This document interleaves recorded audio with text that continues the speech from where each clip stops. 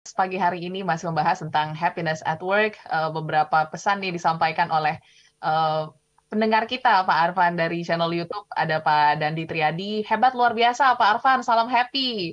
Selanjutnya ada Rais Lembang. Terima kasih atas pencerahannya pagi hari ini, Pak Arfan. Salam happy dan sehat selalu. Oke, rasanya kalau misalnya kita mau sehat gitu ya, Pak Arfan, ya pastinya harus happy juga dari dalam gitu ya. Terlebih Betul. dunia kerja yang kita tahu pressure-nya cukup besar, tantangannya besar, mungkin KPI juga besar di tahun ini gitu ya, dengan pemulihan ekonomi yang mungkin masih pelan-pelan pulih gitu ya. Ini menjadi tantangan tersendiri terlebih ketika lingkungan kerja kita mungkin kurang mengapresiasi apa yang kita kerjakan. Nah, ini seberapa besar nih kans apresiasi ini dalam dunia pekerjaan sehingga kita bisa tetap bahagia di saat kita bekerja. Silakan, Pak Arfan. Terima kasih banyak ya Audrey ya. Jadi tentu saja kalau kita punya atasan yang memahami gitu ya, mengerti ya, eh, apresiasi ini akan sangat penting ya bagi peningkatan kinerja gitu ya. Tetapi kalau kita mengandalkan itu berarti nasib kita itu ada di tangan orang lain, Oh, oke. ya kan? Jadi saya hanya bisa perform kalau ada apresiasi. Oke. Berarti saya bukan menjadi sutradara terhadap diri saya sendiri gitu. Saya akan menggantungkan diri saya pada respon tanggapan orang lain. Ya. Nah, berarti kita tergantung sama orang lain gitu. Jadi kalau saya kembali kepada kata-kata di awal tadi gitu ya, pengaruh lingkungan itu boleh mempengaruhi. Itu namanya being influence gitu. Tetapi dalam hidup kita ini mestinya kita tidak ditentukan oleh itu. Jadi bedakan antara being influence dengan being determined gitu. Yes. Ya, mempengaruhi boleh-boleh saja, tapi kita yang menentukan. Orang yang hebat adalah orang yang tanpa apresiasi tapi dia bisa menciptakan kinerja-kinerja yang luar biasa gitu. Mhm. Orang yang biasa adalah orang yang diapresiasi dan dia bekerja kalau diapresiasi. Itu namanya orang biasa. Oke. Diapresiasi dia baru happy kalau dia diapresiasi gitu. Jadi harus ada apresiasi dulu baru lahirlah yang namanya happiness. Itu namanya biasa kan? Di mana-mana orang begitu kan? Pasti. Aha. Pasti. Itu namanya orang biasa. Oke. Kalau orang yang luar biasa, dia tidak mau ada apresiasi mau tidak, dia tidak terpengaruh. Yes. Karena dia bekerja untuk dirinya. Nah ini kalau kita bicara happiness at work, Mhm.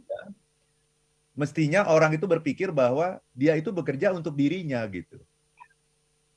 Gitu ya, bahwa saya ini bekerja, saya sedang membesarkan diri saya. Saya sedang meningkatkan jam terbang saya. Saya sedang membuat diri saya menjadi orang yang lebih ahli lagi, yang lebih hebat lagi, yang lebih laku lagi di pasar. Oke. Nah, kalau saya berpikir seperti itu, ya, maka apakah ada apresiasi atau tidak dari atasan? Itu cuma faktor pendukung saja gitu. Saya tidak terpengaruh oleh itu, ya. Oke. Kasihan sekali orang yang punya atasan yang tidak pernah mengapresiasi, akhirnya dia menghukum dirinya untuk tidak berprestasi. Ah, ya. Iya kan? Jadi kita menghukum diri diri kita sendiri loh. Ya habisnya atasan saya nggak pernah apresiasi, gitu kan? Kemudian Anda menghukum diri Anda sendiri dengan tidak berprestasi. Yes. Itu kesalahan fatal namanya itu kalau seperti itu. Justru merugikan diri kita sendiri ya, Pak Arfan ya. Iya dong, buktikan tanpa apresiasimu aku juga bisa berprestasi. Bahkan salah-salah aku bisa nyalip dirimu loh. Gitu. Iya kan? Ada banyak loh seorang Ah, bawahan yang menyalip atasannya gitu. Dan ah, kemudian sekarang sudah sejajar levelnya dengan atasannya. ya. Dan sebentar lagi akan ada di atasnya lagi gitu. Hmm. Jangan menggantungkan diri Anda kepada orang yang tidak pandai memberikan apresiasi. Oke. Wow, ini insight yang menarik juga, small listeners, untuk kita yang mungkin masih merasa, kok saya kurang diapresiasi ya, saya bikin ide A, B, C, tapi kok rasanya kayak nggak diterima gitu ya, atau mungkin ya apresiasinya cuma biasa saja, padahal Ya, rasa kita udah memberikan segalanya gitu ya untuk perusahaan, untuk mungkin tim kita gitu ya, Pak Arfan. Jadi ya. switch gitu ya point of view-nya. Itu masalah dia, bukan masalah saya. Ya, ya. Kalau atasan nggak bisa memberikan apresiasi, itu masalahnya atasan, bukan masalah kita. Masalah kita berprestasi. Itu. Oke, oke. Nah, ini juga ada respon yang cukup menarik nih, Pak Ya, Arfan. Mungkin ini juga banyak dialami oleh smart listeners. Ini tidak ada namanya. Oke, dari 0852 6620 sekian sekian sekian sekian. Salam bahagia untuk kita semua dan juga Pak Arfan. Gimana caranya untuk mempertahankan mood happy kita? Padahal nih kan mungkin di rumah gitu ya, ada masalah.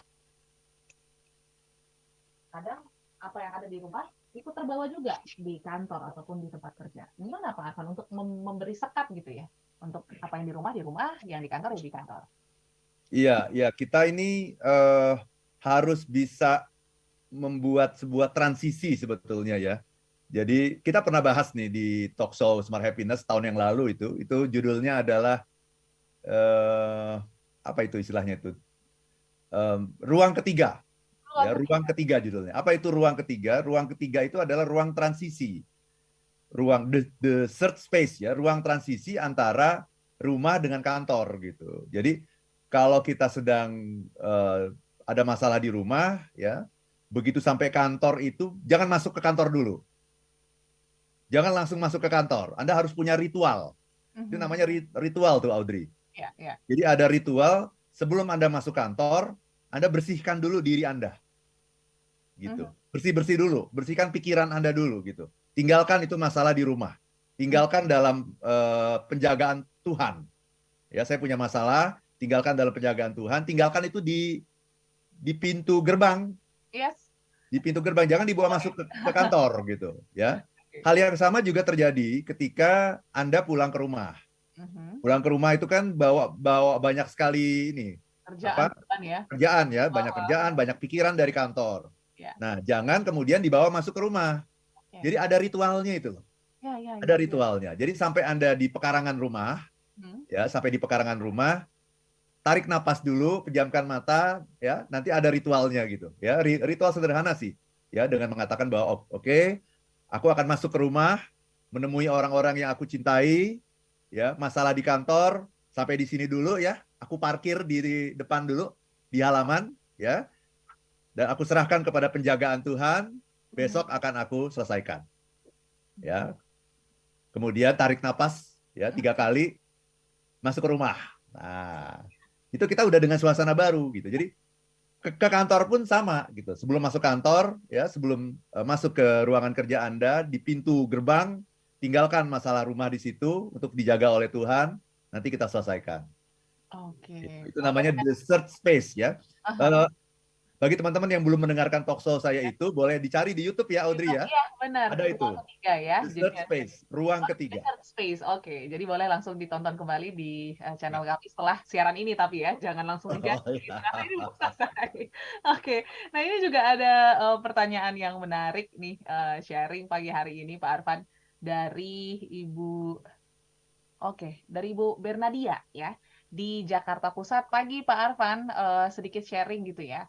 Tahun 2007 saya masuk di dunia pekerjaan yang tidak saya sukai gitu ya. Background latar belakang pendidikan, terus juga passion itu sangat-sangat bertolak belakang. Jadi sempat 3 sampai 4 tahun tuh saya rasanya seperti terpenjara gitu ya dalam bekerja. Tetapi akhirnya saya ubah point of view bahwa sebenarnya pekerjaan itu bisa dilakukan dengan happy walaupun mungkin tidak kita sukai ya, karena pasti ada beberapa titik yang mungkin bisa menjadi apa ya, satu hal yang bisa membuat kita bahagia gitu walaupun mungkin awalnya tidak suka tapi lama-kelamaan saya bertahan juga sekitar 10 tahun seperti itu. Pak Arfan mungkin boleh responnya, silakan. Iya, jadi memang kalau sekian tahun tidak menyukai pekerjaan tapi bertahan, itu tandanya apa? Ya suka sih sebenarnya, cuma mungkin kurang terlihat aja kali ya Pak Arfan ya. Ada beberapa hal ya yang mungkin terjadi. Nomor satu, yang berarti bekerja hanya karena uang nih menurut saya. Oke. Ya kan? Hanya karena uang. Oh, dia tidak menyukai pekerjaannya kok. Ya, bekerja hanya karena uang. Yang kedua, saya juga bingung kalau bekerja bertahun-tahun pada pekerjaan yang tidak disukai, itu berarti kita tidak mencari pekerjaan yang kita sukai, iya kan? Iya. Nah, pertanyaannya kenapa kita nggak mencari pekerjaan yang kita sukai? Itu pertanyaannya. Apakah kita kurang laku di pasar? Terlalu takut mencoba yang baru, Pak? Terlalu takut mencoba yang baru, bisa. Karena menurut saya kalau Anda berada pada pekerjaan yang tidak Anda sukai, kemudian kita hanya mengeluh setiap hari, ya lebih baik kita mencari pekerjaan yang lain yang kita sukai gitu. Ya. Itu karena kalau bertahan itu kita tidak bisa memberikan yang terbaik gitu. Happiness at work itu penting sekali soalnya, Audrey. Ya ketika orang bekerja hanya menjalankan SOP saja gitu, tidak meletakkan hatinya di sana, tidak memberikan perhatian yang paling baik di sana, maka dia tidak akan menghasilkan apa-apa sesungguhnya. Dia hanya seperti robot yang menjalankan sebuah tugas gitu. Dan itu sangat membuat kita menderita gitu, karena kita meluangkan waktu-waktu produktif kita di tempat kerja kan, itu benar-benar terpenjara gitu. Terpenjara itu bukan hanya badan ya, tapi pikiran dan jiwa kita juga terpenjara gitu. Jadi jangan pernah bekerja di tempat di mana Anda tidak menyukai pekerjaannya. Kalau tidak menyukai lingkungannya, itu negotiable. Gitu ya. Jadi tolong dibedakan, Audrey, antara pekerjaan dengan lingkungan. Yes. Faktor utama yang membuat happiness at work itu adalah pekerjaannya. Gitu. Kalau lingkungan itu, yang dimaksud dengan lingkungan itu apa? Misalnya atasan yang baik, itu lingkungan. Rekan kerja yang baik, itu lingkungan namanya. Ya, kalau ada bagus, kalau tidak ada, itu tidak sampai merusak kebahagiaan kita sesungguhnya. Kalau kita menyukai pekerjaannya. Tapi ada banyak orang yang ketika dia punya lingkungan yang seperti itu, kemudian dia merasa tidak bahagia. Padahal dia menyukai pekerjaannya. Nah, itu salah kalau seperti itu gitu. Yang membuat kita bahagia itu adalah the job itself, pekerjaannya. Lingkungan itu hanya faktor pendukung saja gitu. Itu, Audrey. Oke. Pekerjaan ya yang membuat kita bisa happy gitu ya dalam kita menghabiskan waktu sekitar berapa tuh 24 kali 5 hari gitu ya, yang pasti ini 40 jam loh. 40 jam seminggu gitu ya, dan pastinya waktu yang lebih banyak kita habiskan yaitu di kantor ataupun bersama dengan tim kita. Jadi penting sekali kita untuk punya kebahagiaan di tempat kerja kita. Jadi nanti mungkin tips and triknya boleh disampaikan Pak Arfan ya. Begitu juga mungkin masih ada beberapa pertanyaan yang masuk. Nanti kita akan bacakan. Listeners, pastikan Anda masih bergabung bersama kami untuk satu sesi terakhir dalam Smart Happiness. Sharing banyak yang bertanya juga pagi hari ini karena memang topiknya mungkin sangat relate gitu ya di hari ini, yaitu happiness at work. Mungkin izin ya Pak Arfan ya, kita bacakan beberapa yang sudah masuk. Silakan. Ke channel YouTube dulu dari Mbak Rini Harini. Terima kasih Pak Arfan pencerahan pagi ini. I'm very happy. Semangat pagi katanya ya. Ya, terima kasih. Nah, ini juga ada sharing dari Ibu Yulians. Saya happy dengan pekerjaan saya Pak Arfan, tapi saya nggak happy dengan atasan saya. Tapi itulah fungsinya saya bekerja untuk diri sendiri, bukan untuk atasan. Berarti sudah paham nih ya. Paham ini. Yang tadi kita sampaikan ya, bahwa bekerja untuk diri sendiri, bukan untuk orang lain. Oke. Dan mungkin kita ke WA lagi pagi hari ini.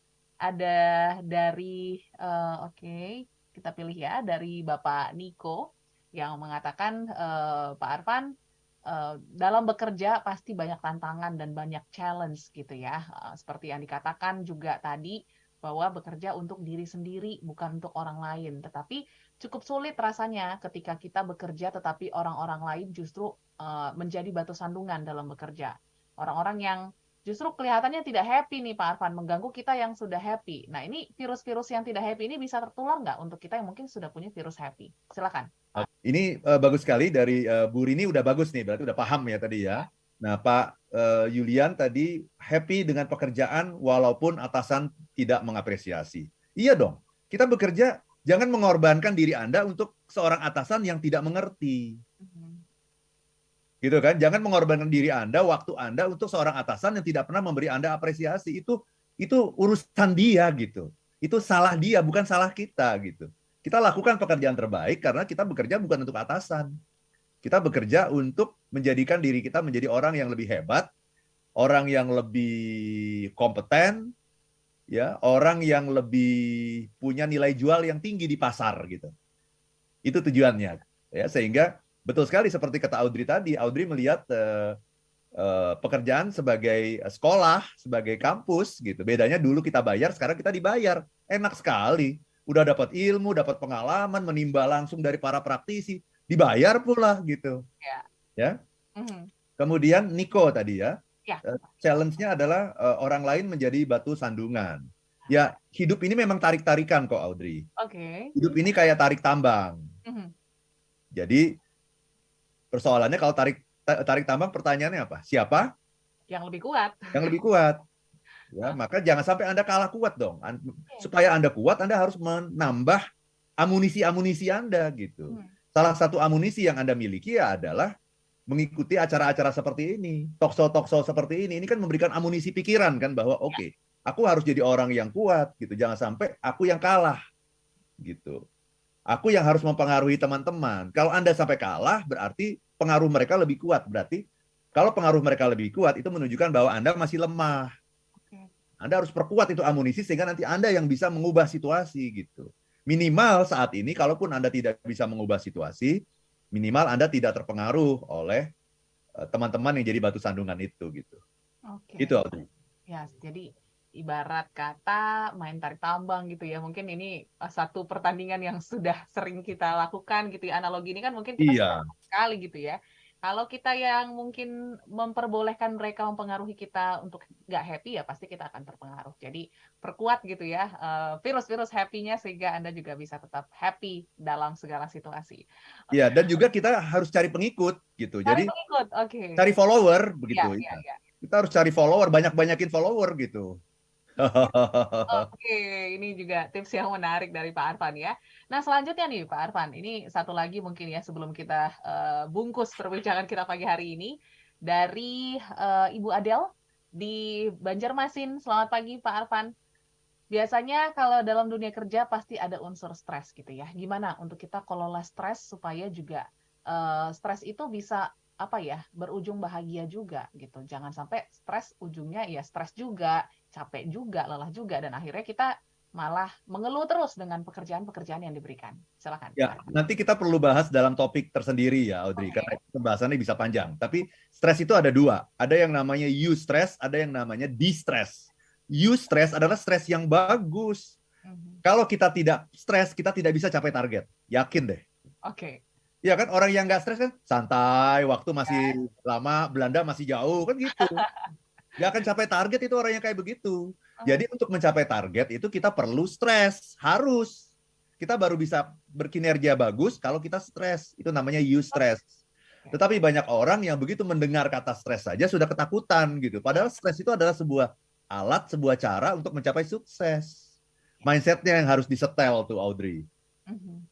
Oke. Mindset yang harus disetel dengan baik ya. Seperti installing optimism juga. Nah, diinstal ya, betul. Diinstal itu. Oke, Pak Arfan, ini menjadi perbincangan yang sangat menarik gitu ya. Dari polling-polling juga yang sudah dilakukan ya, aku cek di channel YouTube kita, sudahkah Anda bahagia di tempat kerja? 67% bahagia, 33% belum bahagia. Nah, Nah, itu dia. yang belum-belum mungkin bisa apa ya menyimak ulang gitu perbincangan kita ya. Semoga bisa tetaplah kita bisa menemukan kebahagiaan dalam lingkungan kita yang kita tahu kita menghabiskan waktu yang cukup banyak gitu ya di lingkungan kerja tempat kerja kita. Oke, mungkin sekalian merangkumkan gitu ya Pak Arfan ya. Ini satu topik yang mungkin sangat luar biasa karena masih awal tahun, mungkin kita harus bawa semangat happy itu dari awal tahun ini sehingga akhir tahun pun kita tutup dengan happy dan manis gitu. Apa tips-tipsnya? Mungkin tips simple yang bisa kita lakukan untuk memulai hari gitu ya, untuk bisa bersemangat bekerja. Jangan sampai pagi-pagi karena ya KRL padat, Transjakarta padat, kita udah bete duluan untuk bekerja, Pak Arfan. Silakan.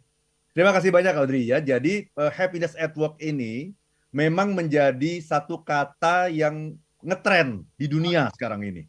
Ya, bahkan kalau saya ketemu dengan saya kan seringkali ikut conference di luar negeri ya, ketemu dengan para manajer, para direktur dari berbagai perusahaan di dunia. Sekarang ini happiness at work itu menjadi mata kuliah wajib untuk para profesional. Jadi manajer-manajer di kantor itu semuanya di training happiness at work. Dikasih program-program workshop yang kaitan dengan happiness at work, diinstal optimismenya dan sebagainya gitu. Jadi ini juga merupakan sebuah concern yang sangat penting dalam dunia profesional, di mana kalau zaman dulu orang itu melihat yang penting kamu capai target, itu udah bagus. Sekarang nggak begitu. Ya, capai target itu harus, itu sebuah kewajiban capai target. Tetapi bagaimana cara mencapai target itu dengan kebahagiaan, dengan happy? Bagaimana kita meletakkan happiness itu di dalam pekerjaan kita, sehingga bekerja dengan penuh sukacita, melayani dengan penuh sukacita gitu, ya. Nah, alhamdulillah juga di Indonesia sekarang sudah mulai muncul kesadaran seperti itu, sehingga sudah mulai banyak nih yang meminta saya misalnya untuk memberikan workshop, pelatihan, workshop, program-program dalam korporasi yang berkaitan dengan happiness gitu. Jadi ini sebuah kesadaran yang menggembirakan, ini sebuah tren dunia sesungguhnya, happiness at work ini. Dan kita harus sadar bahwa kalau kita tidak happy, terus kita ngapain gitu. Kita hanya bekerja untuk uang, dan kita hanya bekerja untuk membiayai hidup, hanya bersaing dengan harga-harga, hanya bersaing dengan inflasi. Dan itu tidak memberikan kesejahteraan kepada kita gitu secara menyeluruh gitu. Jadi mulai hari ini, mumpung masih di awal tahun, mari kita lihat ke dalam diri kita masing-masing. Ya, pertanyaannya adalah, are you happy at work? Apakah Anda bahagia di tempat kerja gitu? Ya, kalau Anda tidak menyukai pekerjaan Anda, ya kemudian Anda terus bertahan, itu menunjukkan bahwa Anda hanya bekerja untuk mencari uang. Jadi carilah pekerjaan yang Anda sukai. Kalau Anda bekerja di pekerjaan yang Anda tidak sukai, Anda nggak akan jadi apa-apa gitu. Saya bisa seperti ini menjadi motivator nasional karena saya selalu bekerja di tempat yang saya sukai. Bukan tempatnya ya. Ini orang seringkali juga salah, Audrey. Bukan tempatnya. Tempatnya boleh macam-macam, lingkungan boleh tidak mendukung, tapi pekerjaannya. Ya, pekerjaan saya dari dulu sampai sekarang itu selalu di bidang ini. Di bidang human resources, di bidang leadership, di bidang happiness. Dan konsisten itu selama bertahun-tahun gitu. Sehingga saya bisa jadi seperti sekarang. Nah, kalau kita hanya bekerja sekedar cari uang, Anda nggak akan jadi apa-apa. Dan uang itu akan habis setiap bulan. Gitu. Bahkan mungkin tidak cukup gitu ya. Nah, itu jadi mari kita bekerja di tempat yang kita suka pekerjaannya, bukan lingkungannya sekali lagi. Ya, carilah pekerjaan yang Anda suka, ya, nikmati itu dan Anda akan menjadi somebody. Kalau Anda menyukai pekerjaan Anda, kenapa? Karena Anda menempatkan kebahagiaan Anda di sana, Anda menempatkan cinta Anda di sana. Itu, Audrey. Wow, ini reminder yang luar biasa ya. Jadi highlight pagi hari ini menurut Audrey ya, kita harus bekerja untuk diri kita dan ingat, bukan akibat tapi sebab yang harus menjadi fokus. Itu dia. Nah, itu dia. Nah, pastinya semoga perbincangan kita pagi hari ini bisa menjadi semangat pagi untuk kita untuk memulai hari, memulai pekerjaan untuk happy gitu ya, dan untuk pastinya menularkan virus happy. Jangan bahagia sendiri, bahagianya jangan dipendam-pendam, tapi bagikan kepada orang-orang di sekitar. Semoga hari ini bisa menjadi hari yang baik, begitu juga untuk Pak Arfan. Semoga aktivitas hari ini lancar ya Pak Arfan ya. Dan juga Audrey, terima kasih. Yes. Dan juga listeners yang mungkin belum sempat terbaca responnya, mohon maaf. Minggu depan kita akan jumpa lagi dengan topik yang menarik yang akan dibawakan oleh Pak Arfan. Audrey Joana pamit. Saya Arfan Pradiansyah. And if you know be happy, be happy now.